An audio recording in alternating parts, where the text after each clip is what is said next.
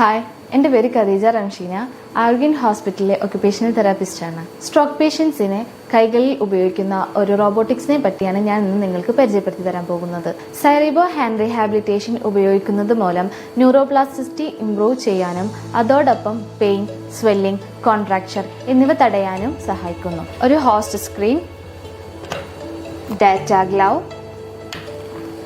2 power assisted gloves, ഒരു rest pillow, dice, ball എന്നിവ അടങ്ങിയതാണ് ഒരു സൈറിബോ ഹാൻഡ് റീഹാബിലിറ്റേഷൻ സിസ്റ്റം.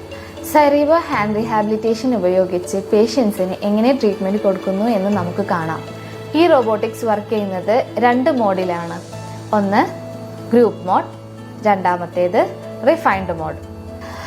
ഈ ഗ്ലൗസ് ആണ് നമ്മൾ ഗ്രൂപ്പ് മോഡിന് വേണ്ടി ഉപയോഗിക്കുന്നത്. ഇനി ഗ്രൂപ്പ് മോഡിനെ പറ്റി പറയാം.